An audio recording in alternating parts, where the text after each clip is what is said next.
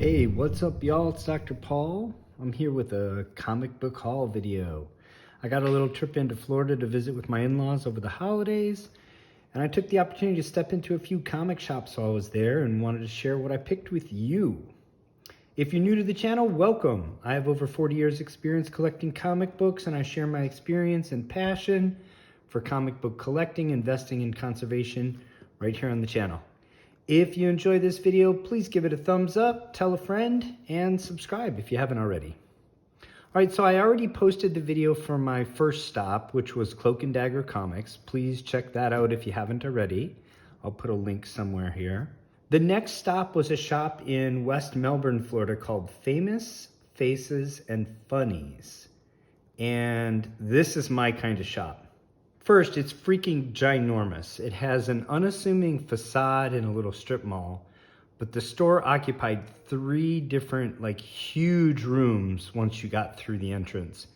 In addition to comics and toys, there was a bunch of room for gaming, all kinds of older toys, so not just pops and figures, but actually vintage toys. And I could have spent easily 3 days there. I had just a very short window of time, so I chatted up the friendly and knowledgeable staff, and they directed me to some back issue bins with silver through copper age goodies, which is kind of, my wheelhouse.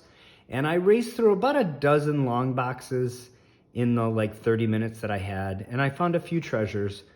But like I said, I seriously could have spent at least 3 days going through this store. They had they easily had 100 long boxes full of comics. By the way, while I was digging in the long boxes, I was asked at least 3 times by staffers if I was finding everything I needed, and not in an annoying way, but in a super friendly way. I didn't get to talk to management, and I have no idea who the owners are. But in my experience, that sort of genuine customer care is always top down. So kudos to the owners for running a super friendly shop. And I found a few things to purchase, so let's get into them. First up is a book I missed when it was published, and I've been looking for it ever since, over 20 years now. Wolverine: The Origin #1. This hit the newsstands in November of 2001 to a lot of fanfare and excitement. Up to that point, Wolverine's backstory had only been told in bits and pieces, and it remained mostly a mystery even to Wolverine himself. But in the wake of the success of the first X-Men movie in 2000, Marvel Comics management decided that if they didn't tell the origin story of Wolverine, Fox Studios would, and they were not about to let that happen. So Bill Jamis, Joe Quesada, and Paul Jenkins plotted the story for a 6-issue limited series, and Andy Kubert drew it, and the rest is history. The limited series was a huge success, and it spawned a sequel, and a lot of, Wolverine's story since then has been based on this origin. I didn't have a regular comic shop at the time that this book was dropped. I had just finished my PhD and taken my first job, and I moved to Rhode Island, and I was kind of getting settled in, and I just didn't have an LCS at the time, so I missed this issue. I picked up 2 through 6, when they came out on the stands, but this was already sold out everywhere pretty much immediately when it dropped, and it became a wall book at around $15 to $20 back then. Fast forward over 20 years, and I still don't own this book in a first printing. It's still a wall book for around $15 to $20 anywhere you can find it. Actually, it can be purchased online for a bit less, but by the time you pay tax and shipping, you're going to be out a $20 bill for a high-grade copy, and you won't actually be able to see the book till you get it in your hands. So I was really happy to finally add a very nice copy of this comic to my collection for $15. And this looks like a 9.8, 9.6 candidate. It's a really nice copy. So thrilled with this. Next book is a book I've been hunting for over a year now. Sony is producing a film featuring Kraven the Hunter, and they've announced that it will be based on the 6-issue story arc, Kraven's Last Hunt, which ran for 2 issues each of Amazing Spider-Man, Spectacular Spider-Man, and Web of Spider-Man. It's considered one of the best Spider-Man story arcs of the 80s, but the 6 issues had not previously been considered big keys. So for that reason, I was hopeful I'd find these issues in the regular back issue bins for like yesterday's price, maybe like $5 to $8. And I've been searching for a year and just haven't been able to snag any of them. So I don't want to continue to chase this price upward. It's really appreciated quite a bit, and it's still on an upward trajectory. This issue, Amazing Spider-Man number 293 from October of 1987, is part 2 of the 6-issue story, Kraven's Last Hunt. It's been consistently selling in high grade online for $25 to up to $50. So I was happy to pick up a high grade copy for $15. If you haven't read this story arc yet, I highly recommend picking these up before they're completely out of reach, and you definitely want to be in the know before the film drops. Right, check this out. Next up is a book that was a key from the moment it was printed, and a book I'll always buy when I see it at a fair price. This is Green Lantern number 141 from June of 1981. It's the first appearance of the Omega Men, and if you were a child of the 80s, I don't have to tell you that the Omega Men were very big for DC in the 80s. After their debut in Green Lantern in a 2-issue story arc, 141 and 142, they guest star in Action Comics and in New Teen Titans before being given their own direct market Prestige launch, which lasted 38 issues from April of 1983 to May of 1986. The run is most notable for the introduction of Lobo in issue number 3. That's another comic that I always buy when I see it for a reasonable price and high grade.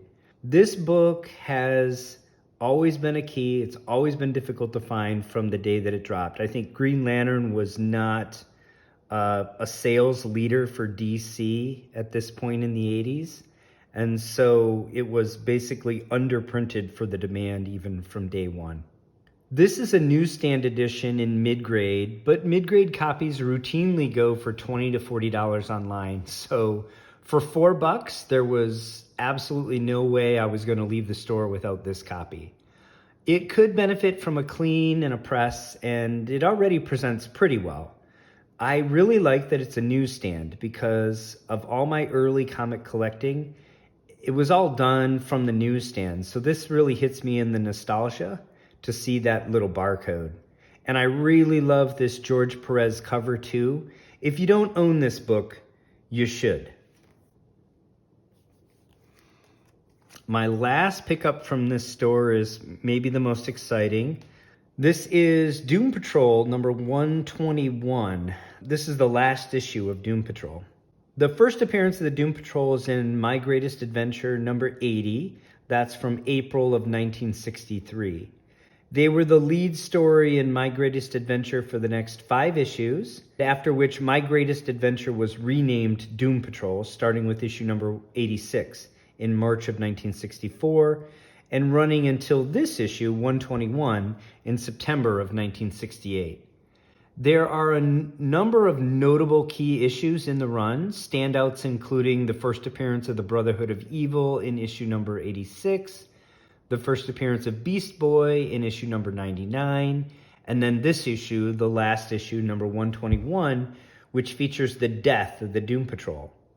If you grew up in the 80s reading the New Teen Titans, Beast Boy, or Changeling as he was called then, told stories of his adventures with the Doom Patrol in flashback like all the time, and the loss of the team, which was his adoptive family, and how he coped with it was one of his defining characteristics during the definitive Marv Wolfman and George Perez years. I enjoy the Doom Patrol series on HBO Max, which is now in its 4th season, and so I'm casually putting together this Silver Age run. It's not a difficult run to complete if you're diligent and you're not hunting super high grade, so you should be able to assemble this run for less than $10 each outside of the keys I mentioned, and it's a lot of fun. There are many similarities to the X-Men, and some say the Doom Patrol was the better executed comic, and that Stan Lee ripped off the concept for the X-Men from Arnold Drake, who created the Doom Patrol.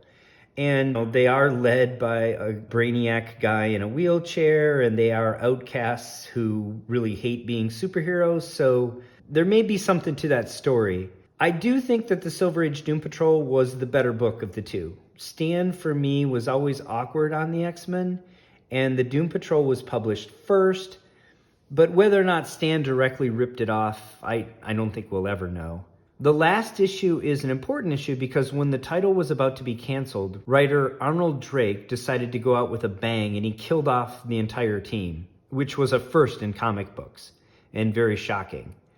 Mid-grade raw copies of this go for $35 to $50 online, so I was really happy to pick up this copy here for 15 bucks. Well, that's it for today. I really didn't have enough time in this store, and I'm looking forward to my next trip back to Melbourne and revisiting famous faces and funnies. I hope you enjoyed this short comic haul video, and if you did, please hit the like button and subscribe to the channel if you haven't already. I have 2 more haul videos to go for my trip to Florida, so stay tuned for those soon. And until next time, happy hunting and take care of one another.